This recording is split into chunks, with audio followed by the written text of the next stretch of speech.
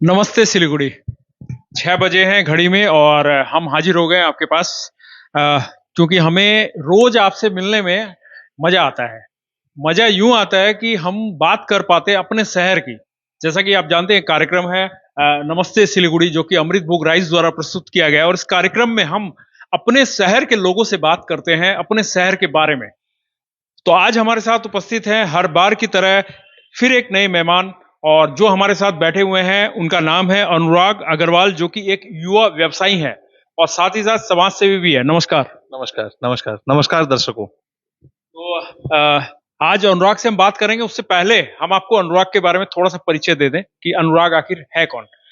तो मैं आपको बता दूं कि अनुराग व्यवसायी हैं, टू व्हीलर के डीलर हैं, डीलरशिप है इनकी ऑथर की और टीवीएस की। और साथ ही साथ ये फैशन इंडस्ट्री के लिए भी मतलब अगर मैं बात करूं कपड़ों के व्यापार में भी है। और साथ साथ अगर समाज सेवा की बात करें तो राउंड टेबल बोल के जो ऑर्गेनाइजेशन है, बहुत बड़ी ऑर्गेनाइजेशन है, संस्था है, जो कि राष्ट्रीय लेवल पे काम कर रही है, उसके सिलीगुड़ी चैप्टर के वाइस चेयरमैन है। और सीआईआई की एक युवा संस्था है यंग इंडिया, उसमें भी सक्रिय मेंबर के रूप में कार्यरत हैं। और साथ ही साथ मारवाड़ी युवा मंच प्रोफेशनल शाखा के भी सक्रिय सदस्य के रूप में कार्य कर रहे हैं। तो आपका फिर से अभिनंदन करते हैं हम हमारे शो में। Thank you so much. तो सबसे पहला, जैसा दर्शकों को पता है, आपको भी बता दूं कि हम अपने शो में सबसे पहले जो सवाल उठाते हैं या चर्चा करते हैं जिस बारे में, वह है हमारे सिलीगुड़ी की जो सिकुड़ती हुई सड़कें और चलने में जो असुविधा होती है, जो यातायात की जो व्यवस्था है, उसको लेकर सबसे ज्यादा मंथन करने की कोशिश करते हैं, चर्चा करने की कोशिश करते हैं। आप एक युवा व्यवसायी हैं, आप खुद गाड़ी भी चलाते हैं और आप टू व्हीलर के व्यवसाय में भी हैं। तो इस समस्या के बारे में आप क्या कहेंगे? आपका क्या सुझाव है कि जो जैम हो रहा है, जिस तरह से जैम लगते हैं, जिस तरह से सड़कें सिकुड़ रही हैं, लोगों को आने जाने में काफी दिक्कतें आ रही है, समय व्यर्थ हो रहा है, बहुत ज्यादा समय व्यर्थ हो रहा है, आपके हिसाब से इसका समाधान क्या है? देखिए इसमें क्या है, एक हमें ये समझना पड़ेगा कि सिलीगुड़ी की सड़कें चौड़ी है। मतलब काफी लोगों को लगता है कि सड़कें बहुत नैरो है या बहुत सकड़ी हुई है, वो नहीं है। एक छोटा सा सर्वे आया था कि अगर एक गाड़ी आगे 10 सेकंड के लिए रुकता है तो पीछे traffic 20 second, 30 second, 40 second, 50 second के लिए रुक जाता है। तो मेरा यह मानना है कि अगर हम कुछ कुछ लोकेशंस पे नो स्टॉपिंग जोन कर दिया जाए और आगे कुछ डिफाइंड, अगर हर 500 मीटर या 200 मीटर पे हम डिफाइंड स्टॉपिंग जोन कर दे और उस लेफ्ट वे को हम फ्री करके रखें कि गाड़ी रास्ते में पार्क नहीं हो, तो ये एक बहुत अच्छा समाधान रहेगा, जिससे गाड़ियां जब रुकेंगी वो लेफ्ट करके रुकेंगी और पीछे कोई ट्रैफिक रुकता नहीं है। आज आप चाहे सेवक रोड का बात करो, चाहे कहीं भी बात करो, मेन ट्रैफिक की समस्या आती है जो गाड़ी रास्ते में खड़ी रहती है। पार्किंग की गाड़ी तो अलॉटेड है, बट उसके अलावा भी कुछ गाड़ियां स्टॉपिंग है, कुछ किसी को उतरना होता है। तो भी एक सिंपल सा सोल्यूशन है कि कुछ एक पर्टिकुलर लोकेशन पे 4 गाड़ियों के पार्किंग को हटा के अगर हम उसे स्टॉपिंग जोन बना दें, खाली कोई वहां पे पार्किंग नहीं होगी, गाड़ी मैक्सिमम 5 मिनट के लिए स्टॉप हो सकती है, किसी उतरना है, किसी को पिक करना है, और वो एक वे है। सेकेंड ये वे है कि हमें कुछ पब्लिक ट्रांसपोर्ट के बारे में सोचना चाहिए। आज हमारे पास पब्लिक ट्रांसपोर्ट का बात करें तो पब्लिक ट्रांसपोर्ट अवेलेबल नहीं है। जो भी ट्रांसपोर्टेशन मीन्स है वो टोटो है। टोटो इज अ प्राइवेट ट्रांसपोर्ट, हमें ये समझना चाहिए। और उसमें खाली 4 लोग बैठ सकते हैं। अगर कुछ ऐसे कुछ सोल्यूशन आए जिसमें 40 लोग, 50 लोग, जैसे पहले जब मैं स्कूल जाता था हमारे पास सिटी बस हुआ करती थी, तो वैसे कुछ अगर समाधान आ सके तो उससे क्या होगा, एटलीस्ट अपने उस टोटो की जो 10 टोटो चलते हैं उसकी जगह एक बस चले, उसका विकल्प होगा। तो उस चक्कर में क्या होगा, आप देखिए, इसके अलावा कुछ ऑल्टरनेट रूट्स प्लान कर सकते हैं। सिलीगुड़ी में आज वन वे कहीं भी नहीं है, तो ये एक बहुत अच्छा टाइम है सरकार के लिए भी और अपने कॉरपोरेशन के लिए भी और पुलिस संस्थाओं के लिए भी कि वो वन वे के बारे में सोचना स्टार्ट करे। तो तीन तीन समस्या है, 3 सॉल्यूशंस है जो मेरे दिमाग में फर्स्ट आता है कि हम कैसे इस ट्रैफिक को सॉल्व कर सकते हैं। तो जैसे आपने सुना अनुराग को, अनुराग एक युवा व्यवसायी हैं और एक युवा सोच के साथ हमसे बातचीत कर रहे हैं, और जो समस्याएं हैं उन पर भी अपने जो बेहतरीन विचार हैं, जो इस समस्या का समाधान हो सकता है, उसके बारे में बातचीत कर रहे हैं। इन्होंने सुझाया कि किस तरह से हम प्रशासन अगर एक स्टॉपेज बना दे जहां की गाड़ियों को अगर किसी को ड्रॉप करना हो तो उस वक्त ड्रॉप या पिकअप के लिए एक स्टॉपेज होना चाहिए, जिसकी वजह से कि जाम नहीं लगेगा, क्योंकि एक गाड़ी अगर खड़ी होती है तो उसके पीछे अगर 10 सेकंड के लिए एक गाड़ी खड़ी होती है तो इनके अनुसार, एक सर्वे के अनुसार 30 सेकंड से ज्यादा का जाम पीछे लग जाता है। तो ऐसे करके हम इस समस्या को समाधान के लिए सोच सकते हैं। मगर पार्किंग की अगर बात करें, आपने स्टॉपेज की बात की, आपने गौर किया होगा कि सिलीगुड़ी शहर में पार्किंग की भी जो सुविधा है वह भी पर्याप्त नहीं है। आपको लगता है पर्याप्त है? करेक्ट, पर्याप्त नहीं है। पार्किंग की सॉल्यूशन, पार्किंग उतनी है नहीं। बट देखिए, पार्किंग जैसा मुद्दा है, ये थोड़ा सा कॉस्टली मुद्दा भी है, और कुछ एक कई कई बार तकनीकी प्रॉब्लम भी रहती है कि लैंड अवेलेबल नहीं हो। हम ऐसा कुछ कर सके कि भाई व्यवसायी से बात करके जो रेगुलर पार्क करते हैं उसमें ऑड इवन करके कुछ पार्किंग कर दें, या कारपूल की कुछ एक छोटी सी इंस्टेंस हम लॉन्च कर सके। ये थोड़ी दूरदर्शी सोच है, बट इसे किया जा सकता है। देखिए, अभी जो भी सोल्यूशंस हमें सोचना चाहिए, वो सोल्यूशंस प्रैक्टिकल होने चाहिए, वो सोल्यूशंस इम्प्लीमेंटेबल होने चाहिए, और वो सोल्यूशंस कॉस्ट इफेक्टिव भी होने चाहिए। आज जैसे हम पार्किंग की बात कर रहे हैं, सेवक रोड में आज भी पार्किंग जो होते हैं वो रेगुलर जो व्यवसायी आते हैं उनके होते हैं। जो भी बाहर से लोग आते हैं उन्हें सेवक रोड में पार्किंग तो मिलता नहीं है। या हम कुछ लेन आइडेंटिफाई कर सके जहां पे कुछ पार्किंग, मल्टी पार्किंग बिल्डिंग कर सके। इसे पब्लिक प्राइवेट पार्टनरशिप में भी कर सकते हैं। इनफैक्ट अगर ल्यूक्रेटिव रहे तो प्राइवेटली भी कोई इस प्रोजेक्ट को आगे लिया जा सकता है। मल्टी लेवल कार पार्क हो जहाँ पे सुविधा हो, या मल्टी लेवल कार पार्किंग हम स्टार्ट कर सके।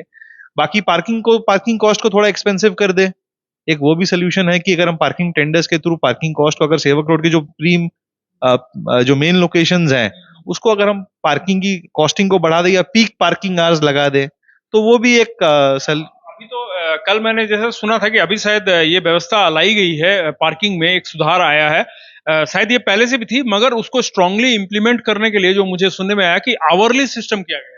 करेक्ट। ये कहीं ना कहीं मुझे लगता है कि पार्किंग की समस्या में कहीं भी सुधार लाएगा। देखिए, पार्किंग करेक्ट वो तो लाएगा, बट आप समझिए पार्किंग की जो प्रॉब्लम समस्या दिखती है वो सिर्फ हमें सेवक मोड़ से लेकर पानी टंकी मोड़ तक की एक प्रॉब्लम दिखती है। उसके बाद आप कहीं देखोगे तो सेवक मोड़ के पानी टंकी मोड़ से लेके सालूगाड़ा तक दोनों साइड में एम्पल पार्किंग है, और आज की जो नई बिल्डिंग आ रही है उसमें कई बिल्डिंग में पार्किंग की सुविधाएं भी अवेलेबल है।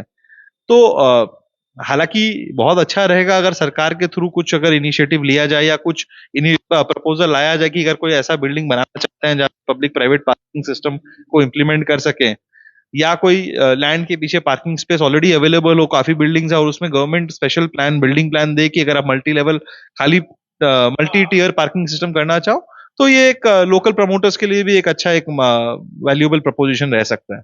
तो ये सुझाव भी काफी बेहतरीन सुझाव है कि पब्लिक पार्टनरशिप के थ्रू, प्राइवेट पार्टनरशिप के थ्रू भी अगर गवर्नमेंट आगे बढ़े तो कहीं ना कहीं मल्टी लेवल पार्किंग की सुविधा भी कहीं ना कहीं साकार रूप ले सकती है। क्योंकि हमें लगता है कहीं ना कहीं कॉस्ट इफेक्टिव की बात अगर आए तो जमीन लेकर उसके अंदर में फिर लैंड लेकर फिर उसके अंदर डेवलप करना भी कहीं ना कहीं सरकार पर एक अतिरिक्त बोझ बनकर उभरेगा। तो इस समस्या के बारे में भी अनुराग ने एक जो सुझाव दिया हुआ भी काफी अच्छा सुझाव है। अब यह तो सरकार के ऊपर डिपेंड है, प्रशासन के ऊपर डिपेंड है करता है, या फिर तकनीकी जो चीजें हैं जिनको कि सोच समझकर पब्लिक और गवर्नमेंट पार्टनरशिप के तहत क्या हो सकता है, यह विचार तो उनके ऊपर में विचारणीय है कि विचार कैसे करेंगे और कैसे इसका समाधान करेंगे। अनुराग जी, आपसे जैसे बातचीत हो रही है तो इस जो पार्किंग के बारे में बातचीत हुई, आपने कहा कि रोड में काफी जगह है, बहुत जगह है, मगर आपको नहीं लगता कि रोड में जो जगह है, आज अगर मैं 50 फीट की रोड की बात करूं तो 50 फीट के अंदर में आपने गौर किया होगा कि जो फुटपाथ है, जो पेडेस्ट्रियन के लिए है, वह जगह उनसे छीन ली गई है, वहां दखल किया जा चुका है। चाहे मैं दुकानदारों की बात करूं या फिर अवैध तरीके से वहां पर जो भी उसको एंक्रोचमेंट किया गया हो उस तरीके से, तो पूरा कहीं ना कहीं जो है सड़क की जो पोजीशन है, अगर 50 फीट की है तो उसमें सिर्फ 25% या 20% ही बची है। तो ये मानते हैं? देखिए, इसमें हर पहलू का दो हिस्सा होता है। तो इसमें अगर मैं दुकानदार को भी दोष नहीं देना चाहूंगा, या मैं एक ये हैबिट बन गया था लोगों का इतने सालों से, इसे चेंज करने में थोड़ा टाइम लगेगा, थोड़ा पहल लगेगा। हाँ, कानून सख्त होना चाहिए, लेकिन एक और चिंताजनक ये भी है कि अगर वो फुटपाथ खाली भी हो जाए तो लोगों के अंदर वो मानसिकता नहीं कि वो फुटपाथ पे चले। सिविक सेंस के बारे में बात कर रहे हैं, जिसे काफी लोग करते हैं कि पुलिस का एक सख्त कार्रवाई करे। जैसे अगर आप बाहर देशों में देखोगे तो रास्ते पे चलना अलाउड नहीं है, जैसे भी आपको मन करता है उनका भी चालान करता है, जे वॉकिंग जिसे बोलते हैं। तो अगर हम दुकानदार को दोषी ठहराते हैं तो कहीं हमें सिविक सेंस के ऊपर में भी काम करना चाहिए कि लोग क्रॉसिंग के लिए जेब्रा क्रॉसिंग यूज करें, फुटपाथ पे चले। जैसे मेरा एक सुझाव था, मैं काफी दिनों से डिस्कस भी दिमाग में भी था मेरा, हमारे पास दो तीन बहुत अहम ब्लॉक होल्स हैं या जहां पे हमारा ट्रैफिक आके एकदम सांस दम तोड़ देता है। वो है दार्जिलिंग मोड़, वो है जंक्शन, वो है पानी टंकी मोड़, वो है सेवक मोड़।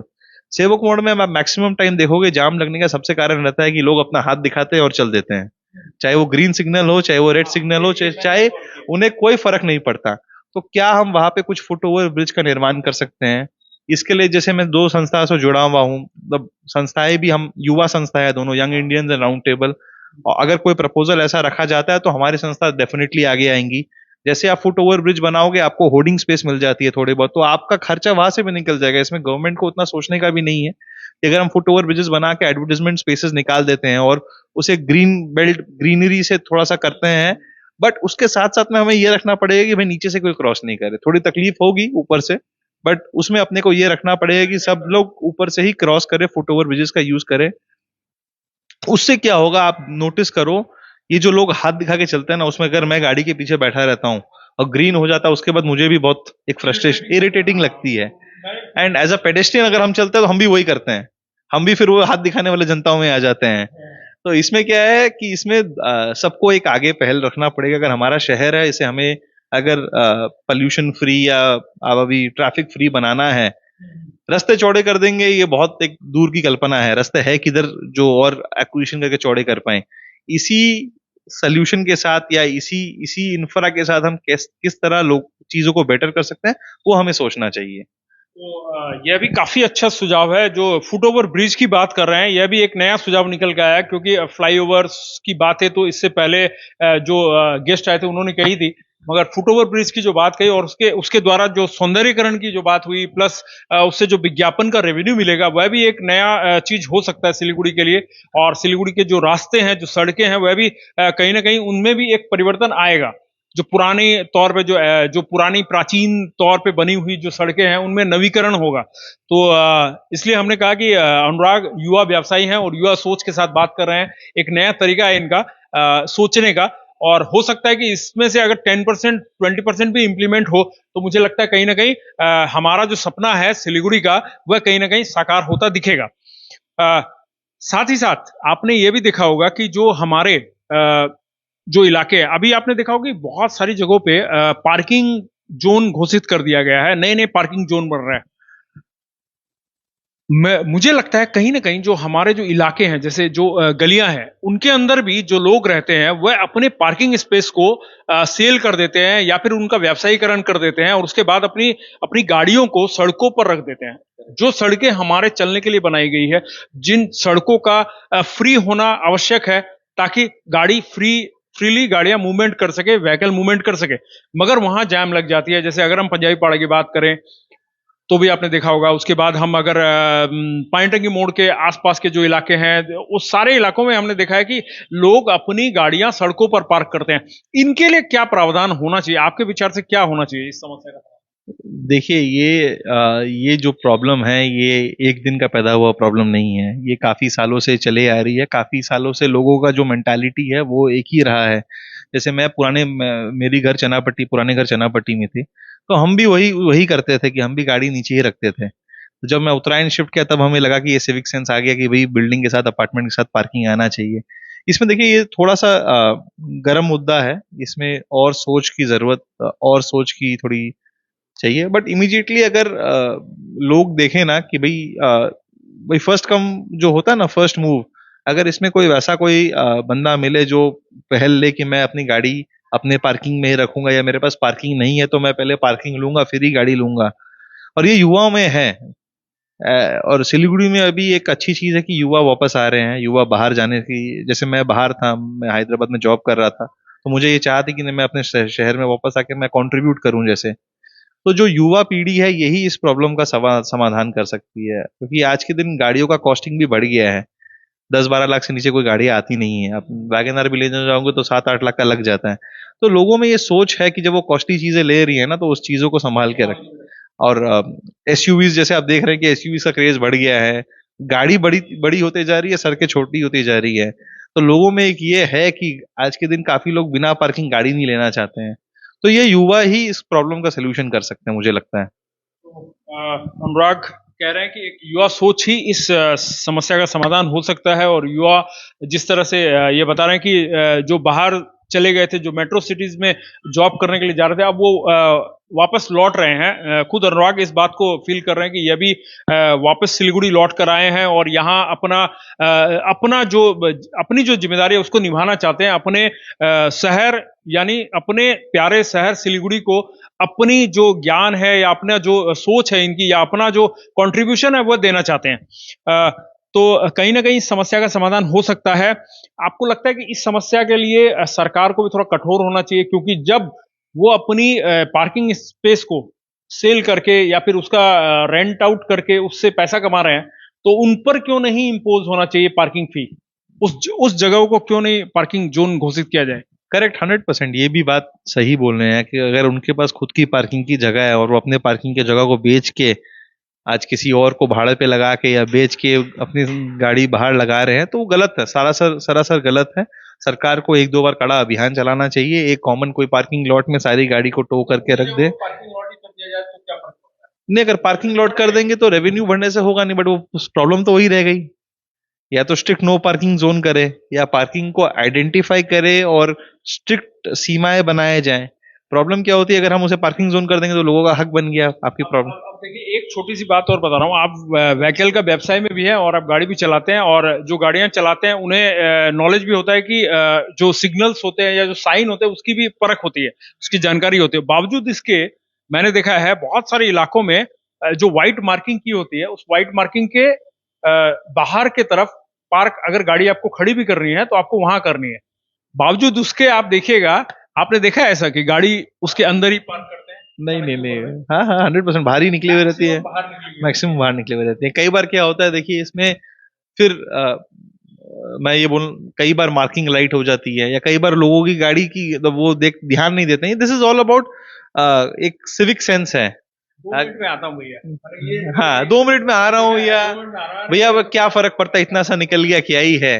ये चीज आप कोई दुबई के रेसिडेंट को पूछो कि इतना सा निकलने से चालान कितना बनता है, अगर आप लेन चेंज कर रहे हो या कुछ भी कर रहे हो तो आपको चालान फट से आ जाएगा। तो इस चीज में देखिए, इस चीज में मैं चाहूंगा कि पुलिस भी स्ट्रिक्ट हो और जितने यूथ ऑर्गेनाइजेशंस है सिलीगुड़ी में, आज सिलीगुड़ी में अवेयरनेस इस चीजों पे कॉमन प्लेटफॉर्म पे मैं चाहूंगा खबर समय के माध्यम से आप भी सारे संस्थाओं को एक साथ लेके आए कि एटलीस्ट 1 महीना का वो अभियान साथ में चलाएं। आज इतने सारे लायंस क्लब्स है, रोटरी क्लब्स है, राउंड टेबल है, यंग इंडियंस है।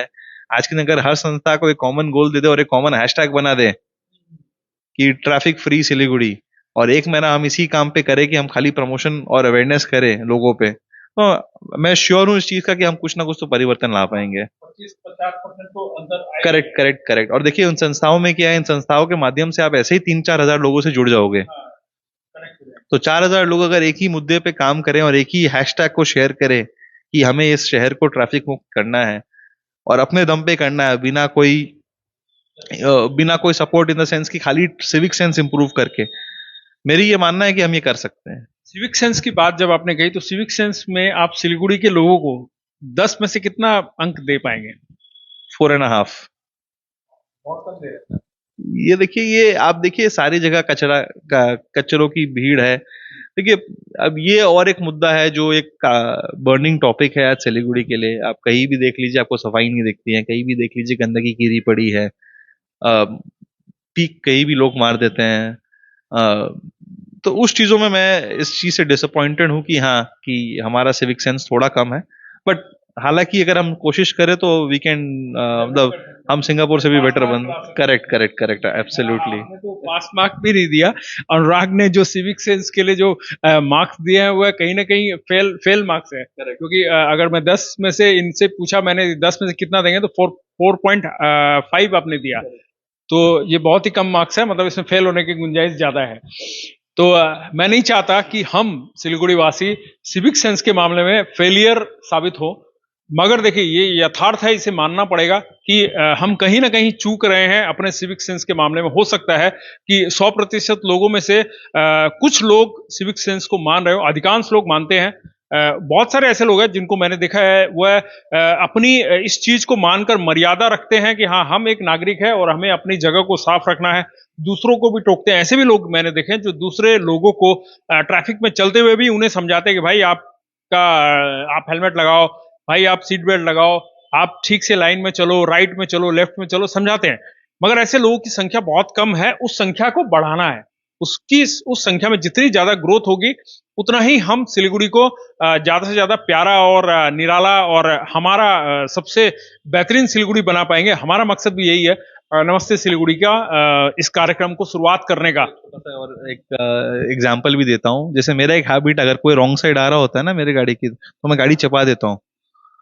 मैं काफी बार करता था, बट ऑफ लेट क्या, अभी जिस तरीके से सारे इन्फॉर्मेशन सोशल मीडिया में अवेलेबल है, गाड़ी का नंबर देके कोई भी आपको ट्रैक कर सकता है कि कहाँ का है, किसका गाड़ी है, उस डर से हम ये चीज करना बंद कर दिए हैं। नहीं तो पहले मेरा बहुत एक हैबिट हुआ करता था।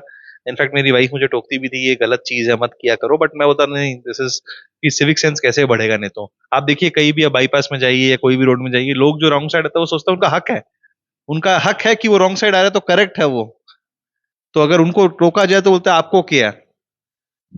मैंने तो ये भी देखा है, मैं जब भी सूर्यसेन पार्क वाली गली से आता हूं तो सूर्यसेन पार्क से आकर जब हम इंटरनेशनल मार्केट की तरफ टर्न लेते हैं लेफ्ट साइड में, तो जो टर्निंग पॉइंट है उस टर्निंग पॉइंट पे हो सकता है दर्शकों आपको भी ये फील हुआ होगा, मैं हर बार मुझे लगता है कि एक बंदा गिरेगा। क्योंकि मैं जब लेफ्ट लेता हूं मेरे साथ साथ वह भी लेफ्ट साइड से ही लेफ्ट में घुसेगा जहां नाला है। अगर थोड़ी सी चूक होती है तो वह बंदा गिरेगा और अल्टीमेटली दोष किसका आएगा? दोष आएगा गाड़ी वाले का। क्योंकि हर हेवी व्हीकल का ही दोष आता है, छोटे व्हीकल का कम आता है दोष। तो अनुराग से जो बातचीत कर रहे हैं, बातचीत के सिलसिले में हम काफी दूर निकल चुके हैं और काफी बातचीत भी हो रही है, समाधान भी थोड़े निराले टाइप के, अनोखे टाइप के, और जो अभी तक बातचीत नहीं हुई वैसे समाधान दे रहे हैं। मगर समाधान में अगर हम गौर से देखें, इन समाधान पर बात करें, तो मुझे लगता है कहीं ना कहीं यह काफी बेहतरीन समाधान है। इसमें प्रशासन को भी सोचने की आवश्यकता है। अब हम बात करते हैं, आपने तो सिलीगुड़ी को बचपन से देखा है, आप चनापट्टी में भी रहते थे, तो चनापट्टी की अगर बात करें, उसके पास में जो बर्धमान रोड था, आपने एक समय में देखा होगा हरा भरा बर्धमान रोड था। माने जो सड़कें थी वह कहीं ना कहीं पेड़ों से लदी हुई रहती थी और पूरी छाया रहती थी। वहां मुझे याद है कि वहां अगर जोरदार बारिश भी होती थी तो वहां पर खड़े होकर लोग भीगने से बच जाते थे, इतनी ज्यादा पेड़ों की छांव हुआ करती थी। मगर आज के दौर में अगर सच में हम देखें तो क्या वास्तविकता में हम बैलेंस कर पा रहे हैं? हमारी जो ग्रोथ है, जिस तरह से विस्तार कर रहा है सिलीगुड़ी, जिस तरह से हम हर दिन डेवलपमेंट के कुछ कार्य हो रहे हैं, बड़े बड़े निर्माण हो रहे हैं बिल्डिंगों के, उस मुकाबले में क्या हम बैलेंस कर पा रहे हैं अपने सिलीगुड़ी के वातावरण को, पर्यावरण को? ये जो मुद्दा आपने छेड़ा ये हमारे दिल से बहुत करीब है, बिकॉज हम बचपन से ही चनापट्टी में रहते हुए आ रहे हैं, हमारा पुराना दुकान भी वहीं पे था।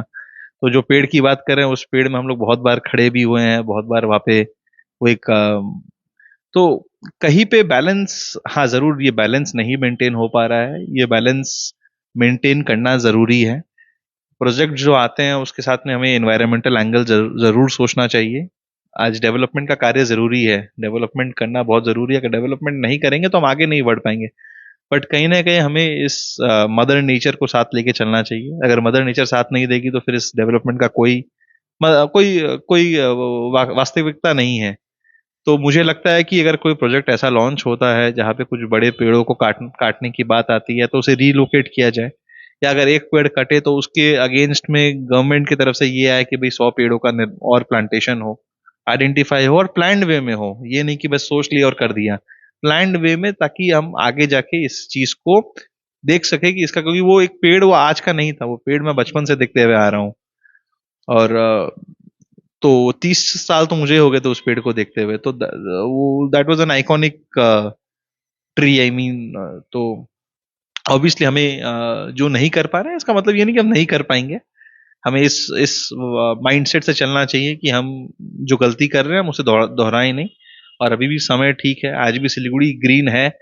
आप चाहे जितना भी हम कर ले, वी आर, हम पूरी तरह अभी से कंक्रीट जंगल नहीं बने हैं। 10 मिनट 15 मिनट बाहर निकलते शहर से आज भी हमें ताज़ा हवा मिलती है। तो कहीं हमें इस चीज़ के बारे में ज़रूर सोचना चाहिए कि एनवायरनमेंट एंगल अगर गवर्नमेंट की तरफ से नहीं भी है तो कुछ संस्थाएं आगे आ जाए, कुछ यूथ आगे आ जाए, कि अगर कुछ डेवलपमेंट प्राइवेट तौर से हो, पब्लिक तौर से हो। आज की ज़रूरत सिलीगुड़ी को ये है कि कोई पॉलिसी मेकिंग में लॉबिंग करे। जो आज हम ये डिस्कस कर रहे हैं, हम this is a very good step कि हम ये एक एटलीस्ट एक लॉबी बना रहे हैं कि जहाँ पे हम अपनी चर्चा कर रहे हैं, हम अब शुरुआत कर रहे हैं। और 100 लोगों से बातचीत करेंगे तो 100 लोगों के तरीके आएंगे।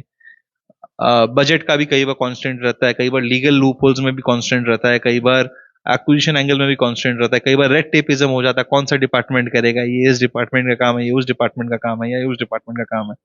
अगर कोई cost effective non legal way रहे तो उसको ऑब्वियसली इम्प्लीमेंट करना बहुत ईजी रहेगा सबके आप तो बहुत सारी संस्थाओं से जुड़े हुए हैं, आप भी क्या इस तरह की कोई पहल के बारे में सोच रहे हैं लिए। लगाने के, और साथ साथ संरक्षण की भी, क्योंकि खाली लगाने भर से काम नहीं होगा, उन्हें देख रेख भी करनी। देखिए, मायूम की तरफ से एक 9 तारीख को हमारा प्लांटेशन ड्राइव है। इसमें हमने स्पेसिफिकली ये डिस्कस किया था कि कैलकाटा से एक टीम आएंगी, बिकॉज काफी बार हम प्लांटेशन ड्राइव करते हैं बट उस प्लांटेशन ड्राइव के बाद क्या होगा वो हम नहीं सोचते हैं, प्लांट कर देते हैं और फिर भूल जाते हैं। तो इस बार जो संस्था है वो उन्होंने ये रखा है कि नहीं, वो देख रेख की जिम्मेदारी उनकी रहेगी और वो गाइड करेंगे हमें। And instead of planting sapling they said कि 4 फीट का आप प्लांट्स कीजिए, रेडीमेड कीजिए, ताकि थोड़ा सा उसको एक सस्टेनेबिलिटी आती है। तो है बाकी राउंड टेबल के थ्रू हम स्कूल्स क्लासरूम्स बनाए हैं लास्ट ईयर। अभी जो हमारा जून का सत्र रहता है उसमें हमने 22 क्लासरूम्स बनाए हैं अलॉन्ग विद टॉयलेट ब्लॉक्स। उस स्कूल्स में जब जाते हैं तो उस स्कूल्स में हम ऑब्वियसली स्टूडेंट्स को इनकरेज करते हैं कि ये करना चाहिए। सोच सब कुछ है। हाँ, तो आपको बता दूं, अनुराग जैसे बता रहे हैं हमें कि राउंड टेबल के बारे में, तो मैं आपको बता दूं कि राउंड टेबल लगातार जब से इनका कार्य शुरू हुआ है तब से स्कूल एडॉप्शन में लगे हुए हैं और स्कूलों का जीर्णोद्धार कर रहे हैं। जो जो स्कूलें मुझे जहां तक मालूम है, जो स्कूलें गवर्नमेंट से करेक्ट। तो इसमें मैं आपको बता देता हूँ इसमें क्या करते हैं हम। अगर कुछ गवर्नमेंट स्कूल्स है जिनके पास इंफ्रा नहीं है, वो स्कूल जब हमें अप्रोच करते हैं या हम उन्हें जब हमारा ऑडिट होता है या हम अप्रोच करते हैं तो हम उनको क्लासरूम्स, टॉयलेट ब्लॉक्स, प्लेग्राउंड्स, ये सब तरीके की सहायता। करेक्ट। इंफ्रा पूरा हमारा काम है, कहीं भी अगर इंफ्रा रिलेटेड। और हम गवर्नमेंट स्कूल राउंड टेबल ने यहाँ माने सिलीगुड़ी में, देखिए सिलीगुड़ी और आसपास के क्षेत्र में मेरे मेरे अनुमान से अप्रोक्सीमेटली हम अभी तक 120 से 130 क्लासरूम बना चुके हैं। और हाँ करेक्ट, लास्ट ईयर ही अगर मेरा अनुमान सही रहे तो वी डन अप्रोक्सीमेटली 36 क्लासरूम से अकॉर्डिंगली हमने बनाया है। SF रोड में अभी 2 क्लासरूम्स का इनॉग्रेशन लास्ट संडे ही हमारे राउंड टेबल 220 ने किया था।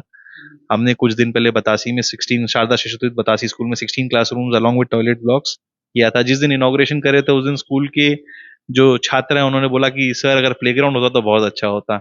और हमारे चेयरमैन ने इमीडिएटली बोला कि नहीं, अगर प्लेग्राउंड चाहिए तो मिलेगा, 15 दिन में मिलेगा। 15 डेज में हम वहां पे प्लेग्राउंड लेके आए। और उनका एक ही सपना था, नहीं कुछ अलग करते, तो हमने ट्रैम्पोलिन लगाया वहां पे। तो बच्चों तो स्विंग और स्लाइड तो करते ही है, बट ट्रैम्पोलिन इन बच्चों के लिए एक नया था। तो ऑब्वियसली अभी हम डॉन बॉस्को नाइट स्कूल के लिए फादर के साथ मिलके सारे बच्चों का यूनिफॉर्म सेट एक नया बना। बारिश ज्यादा हो रही थी, इवनिंग क्लासेस जो माने जो जरूरतमंद बच्चों के लिए सबके पास एक सेट ऑफ यूनिफॉर्म्स होती थी। तब इन बारिश में देखा कि यार यूनिफॉर्म अपने लिए भी एक मुश्किल, तो उनके लिए तो और मुश्किल हो जाती है। तो हमने उनको एक सेट ऑफ यूनिफॉर्म अभी हमने उनके लिए बना के दिया है। तो ये देखिए दर्शकों, प्रचार से दूर रहकर भी कार्य किया जा सकता है। आपने सुना होगा, शायद इससे पहले आपको कम पता होगा कि राउंड टेबल किस तरह से कार्य करती है, मगर आज जब अनुराग हमसे मिले तो हमने भी यह मौका चूकने नहीं दिया और इनसे बातचीत की, तो हमें भी पता चला कि किस तरीके से राउंड टेबल इंडिया जो है वो कार्य कर रहा है। सिलीगुड़ी की जो राउंड टेबल है उसके लोग कार्य कर रहे हैं। कितने सारे स्कूलों में इन्होंने ढांचा की जो सुविधा है, जो जो इमारतें हैं या फिर जो और भी मूलभूत सुविधा है जिनकी आवश्यकता है, उनका ये कार्य कर रहे हैं, उन पर खर्च कर रहे हैं। और अभी इन्होंने बताया कि डॉन बॉस्को का जो इवनिंग स्कूल है, जिसमें इवनिंग में जो क्लासेस होती है, उसमें जरूरतमंद बच्चे पढ़ते हैं जिन्हें फ्री ऑफ कॉस्ट पढ़ाया जाता है। उनके लिए जो ड्रेस की सुविधाएं थी, जो पोशाक की सुविधाएं थी, यूनिफॉर्म की सुविधाएं थी, उन्हें भी ये अपनी तरफ से कर रहे हैं। तो सैल्यूट है ऐसे लोगों के लिए जो कि इतना कार्य कर रहे हैं सिलीगुड़ी के अंदर में, और हमें पता भी नहीं चलता है। यानी कि आप मान के चलिए कि प्रचार से दूर रहकर कार्य करने वाले लोगों में से ये लोग हैं। कभी कभार हो सकता है कि मीडिया में आते हो, लेकिन इनका जो कार्य है 120 के आसपास, ये जैसे बता रहे हैं कि क्लासरूम्स बनाए, तो मुझे लगता है एक बड़ी संख्या है। इतनी संख्या को तो इन्होंने कभी जाकर मीडिया में बताया भी नहीं होगा, जिस तरीके से कार्यक्रम, एक बड़ी लागत से ये कार्य हो रहा है, मुझे जहां तक लगता है। तो पूरे इंडिया लेवल में ये कार्य हो रहा है। देखिए, राउंड टेबल का मेन मकसद है फ्रीडम थ्रू एडुकेशन। तो अभी पिछले फोकस एडुकेशन है और हम क्लासरूम्स बनाते हैं। हमारा मेन मकसद है, एक सिंगल फोकस है क्लासरूम्स बनाना। अलॉन्ग विद जो भी हम अलग कर सके वो अलग बात है, बट क्लासरूम आज हमारे संस्था का एक सबसे बड़ा एक गोल मोटिव है, फ्रीडम थ्रू एडुकेशन। मैं आपको बताने में खुशी जाहिर करता हूं कि पिछले 10 सालों में हमने हर दिन अगर हम डेटा निकाले तो every day we have built one classroom. Every day हमने एक वन क्लासरूम एंटायर इंडिया में। अगर हम डेटा की बात करें तो अभी तक जो पिछले 10 साल का सत्र रहा है उसमें हर दिन हमने एक क्लासरूम बनाया है। और हम बिलीव नहीं करते, क्लासरूम हमने एक छोटी सी इंसिडेंट है। हमने कुछ 3-4 महीने पहले हमने एक स्कूल सालूगढ़ा में अडॉप्ट किया हुआ था। वहाँ के बच्चों को हम आइनॉक्स ले गए और उनको मूवी दिखाया। तो ये हमारा फ्लाइट्स ऑफ फैंटेसी है। तो हमारे पास अलग अलग वर्टिकल्स है। तो हमारी कोशिश कर रहे हैं कि बच्चों को पढ़ाई के प्रति जो रुचि है करेक्ट उसको लेकर आए। Correct correct correct. So this is, यही हमारी एक है। यंग इंडियंस के थ्रू भी हम काफी कुछ काम करते हैं। यंग इंडियंस के थ्रू अभी हमारा मासूम बोल के है, गुड टच बैड टच, जो हम काफी प्रचार कर रहे हैं। मायूम तो है ही, मायूम तो अभी ब्लड डोनेशन कैंप इतना किया मायूम शाखा, सेवक शाखा ने। तो ये सब चीजें हैं जो हम एज अ यूथ। ये राउंड टेबल की जो अगर बात कर रहे हैं आप, तो मैं बता दूं कि राउंड टेबल का जो कार्य है, मुझे कहीं ना कहीं खुद को एक टच करने वाला कार्य है, क्योंकि आज के दौर में सबसे ज्यादा जरूरी है शिक्षा। और शिक्षा आज जो हम नमस्ते सिलीगुड़ी में जिन बातों को रखते हैं, मैं दर्शकों आपको बता दूं कि इनमें जो भी बातें, जो सिविक सेंस की बात करें या जो भी बात करें, सब कुछ शिक्षा से ही जुड़ा हुआ है। अगर हम सही तरीके से शिक्षित कर पाते हैं आने वाली पीढ़ी को, जैसा अनुराग ने कहा कि हमारे जो युवा हैं, आने वाली पीढ़ी है, वही सिलीगुड़ी को कहीं ना कहीं नई सोच दे पाएगी। तो उसके साथ साथ शिक्षा का होना भी अनिवार्य है। आपकी तो शिक्षा दीक्षा यहीं डॉन बॉस्को से हुई, और हायर एजुकेशन कहाँ? मैं आई वॉज लकी इनफ कि मैं हायर एजुकेशन के लिए मैं श्रीराम कॉलेज दिल्ली गया था। उसके बाद मैंने और मैं जॉब भी कर रहा था, यूबीएस में इन्वेस्टमेंट बैंकिंग में था। उसके साथ साथ मैंने सीएफए भी कंप्लीट कर लिया था। बट एक अचानक एक फाइन डे आया जहाँ पे मुझे लगा नहीं, आज अब मुझे वापस आ जाना चाहिए सिलीगुड़ी। तो it was a surprise call for everybody.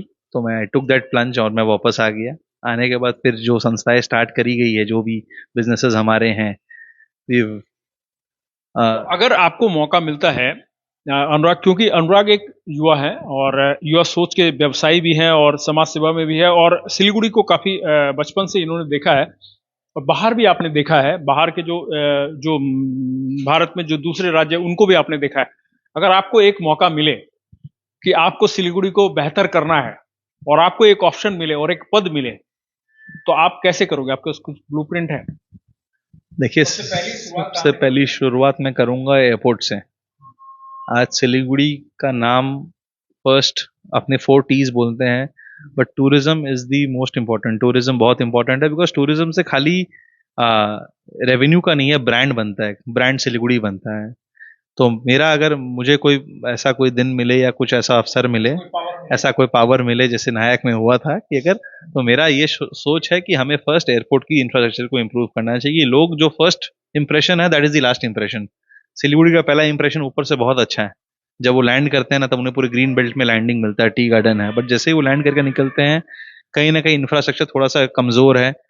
Taxi आप लेना चाहोगे तो आप, अगर आप एज अ नॉर्मल टूरिस्ट उतरते हो ना, और आप अपने आप को एक नॉर्मल टूरिस्ट समझिए, आप एक टैक्सी लेने में आप घबरा जाओगे, दार्जिलिंग दार्जिलिंग दार्जिलिंग, गैंगटॉक गैंगटॉक गैंगटॉक। तो उसमें वो आज के दिन सबको चाहिए, कन्वीनियंस चाहिए। यूथ जो आ रहा है, जो आज के टूरिस्ट आ रहे हैं, सबको कन्वीनियंस चाहिए, सबको एक ऐप चाहिए।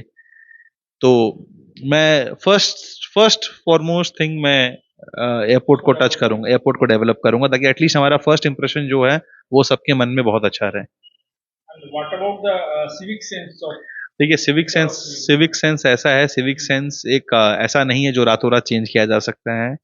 हाँ, कुछ बर्निंग इश्यूज पे हम इमीडिएटली काम स्टार्ट कर सकते हैं। आज हम सौभाग्यपूर्ण है कि हमारा यहाँ पे प्रदूषण उतना ज्यादा नहीं है, but air pollution is not everything. सबसे बड़ा पोल्यूशन आज सिलीगुड़ी में है विजुअल पोल्यूशन। विजुअल पोल्यूशन का मतलब आप जहां आंख उठा के देखोगे वहां आपको होर्डिंग दिखेगी, पोस्टर्स दिखेंगे, अनऑथराइज्ड पोस्टर्स दिखेंगे, तो विजुअल पोल्यूशन हो गया है। साउंड पोल्यूशन हो गया है। हॉन्किंग बहुत बड़ी समस्या है। आज अपने यहाँ पे बैठ के बात कर रहे हैं और हमें रस्तों की अभी भी हॉन्किंग सुनाई दे रही है। तो वो सब चीजों पे हम ऑब्वियसली कैंपेन चला सकते हैं। कैंपेन चला के आजकल इंस्टाग्राम है, रील्स है, कुछ उस माध्यम से हम लोगों को जागरूक कर सकते हैं। और अभी के जो ये जो इन्फ्लुएंसर्स है ना, ये सही में इन्फ्लुएंस करते हैं। अगर हम सही तरीके से इन्फ्लुएंस कर सके तो इस पब्लिक को इन्फ्लुएंस किया जा सकता है डिजिटल मीडिया के थ्रू। तो अनुराग एक युवा सोच के साथ बात कर रहे हैं। इनका जो फोकस एरिया है, इनका जो टारगेट एरिया है, वह कहीं ना कहीं डिजिटल माध्यम ही है। जो संचार माध्यम है हमारा वही है। उसके द्वारा ये कहते हैं कि अगर हम वहां एक मुहिम चलाएं तो कहीं ना कहीं हम बदलाव की जो बयार है उसे चला सकते हैं और बदलाव ला भी सकते हैं। और साथ ही साथ इन्होंने ये भी कहा कि अगर इन्हें मौका मिलता है, इन्हें अवसर मिलता है, इन्हें ये शक्ति प्रदत्त होती है कि ये कुछ बदलाव ला सके, कुछ लीड कर पाए, तो यह कहीं ना कहीं सबसे पहले जो ट्रैफिक व्यवस्था है या फिर जो ट्रांसपोर्टेशन व्यवस्था है उसमें ही बदलाव लाने की कोशिश करेंगे। यह सवाल भी हमारा नया था। अभी तक जो पूर्व में जो मेहमान आए थे उनसे हमने नहीं कहा था, मगर क्योंकि इनकी सोच एक युवा सोच थी इसलिए हमने कहा, और इन्होंने भी एक झटके में कहा कि हाँ, नायक की तरह अगर मौका मिला तो मैं भी जरूर करूंगा। तो भविष्य में क्या कुछ ऐसी प्लानिंग है क्या?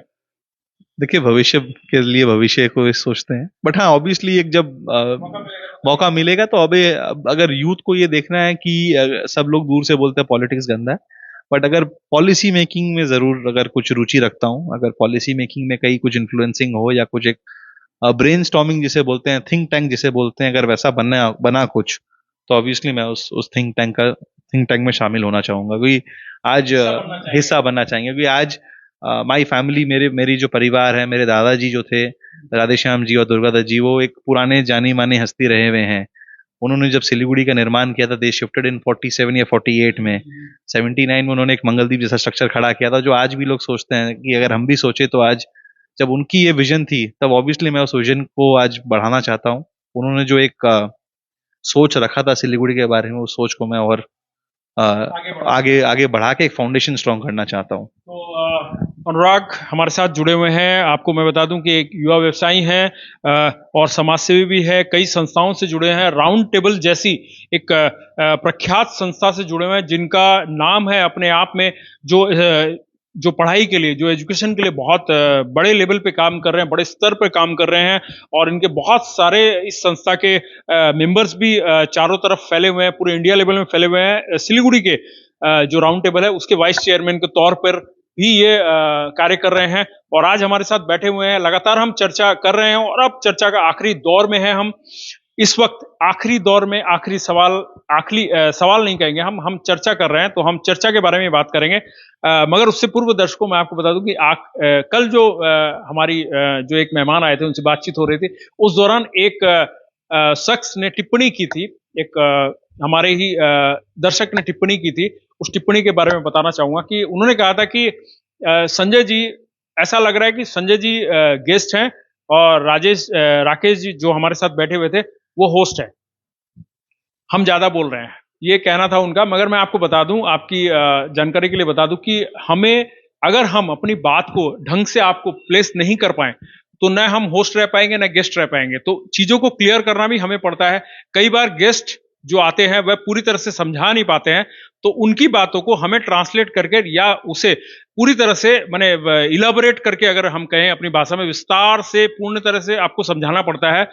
तो उस वक्त हमें यह जिम्मेदारी लेनी पड़ती है कि इस कार्यक्रम को, क्योंकि हम चला रहे हैं, एक जो होस्ट होता है वह की पर्सन होता है उस पूरे कार्यक्रम का, तो उस कार्यक्रम के बारे में पूरी तरह से जानकारी आपके दिमाग में फिट हो जाए, आपको पूरी तरह से क्लियर पिक्चर आ जाए, इसके लिए जिम्मेदारी हमें लेकर, गेस्ट का दायित्व भी हमें लेकर हमें बोलना पड़ता है। तो ये कहीं ना कहीं हमारी जिम्मेदारी है, तो इसको अन्यथा न ले, और बोलना हमारा काम है, हम बोलते रहते हैं, इसीलिए आपको अच्छा भी लगेगा। क्योंकि जो चुप हो जाते हैं उनसे फिर कोई बात नहीं करना चाहता है। तो हम आपके होस्ट हैं, और लगातार चटपटे अंदाज में हो या फिर किसी भी तरह से आपको समझाना पड़ता है, तो हम आपके होस्ट हैं और लगातार चटपटे अंदाज में हो या फिर किसी भी तरह से आपको समझाना पड़ता है, तो हम आपके होस्ट हैं और लगातार चटपटे अंदाज में हो या फिर किसी भी तरह से आपको समझाना पड़ता है, तो हम आपके होस्ट हैं और लगातार चटपटे अंदाज में हो या फिर किसी भी अंदाज में हो, हमारा बोलना जरूरी है। अगर हम नहीं बोलेंगे तो खबर समय बंद हो जाएगा, और खबर समय की जो जवान है वही आपकी आवाज है। तो इसलिए आप कार्यक्रमों को देखिए, और आपने जो टिप्पणी की उसका भी हम तहे दिल से शुक्रिया अदा करते हैं, ताकि हमें भी आपको समझाने का अवसर मिला।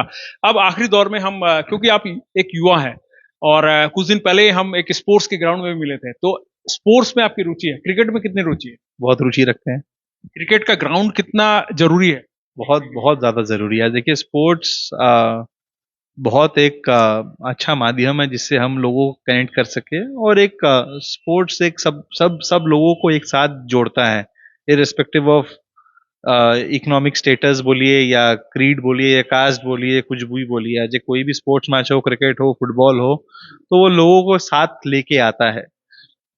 और हम लोग 5-6 साल से हमारा एक छोटा सा ग्रुप है, हम लोग फुटसल खेलते आ रहे हैं। हमारा एक रूल बन गया है कि हम सुबह 6:15 मिलते ही हैं, मंडे वेंसडे फ्राइडे। पिछले 6 साल से हम लगातार खेल रहे हैं। बहुत कम दिनों ऐसा रहा है कि हम मिस किए हों। तो ऑब्वियसली स्पोर्ट्स आज बहुत एक अच्छा माध्यम है लोगों को कनेक्ट करने के लिए। मैंने एक छोटी सी इवेंट रखी थी जहाँ पे हम मिले थे, जहाँ पे मैंने हमारे जितने भी ऑर्गेनाइजेशन है, जितने भी मेरे मेरे एम्प्लॉयज हैं, एम्प्लॉयज से ज्यादा मैं उनको फैमिली मेंबर्स ट्रीट करता हूँ। हमने उनके लिए एक छोटा सा क्रिकेट मैच रखा था।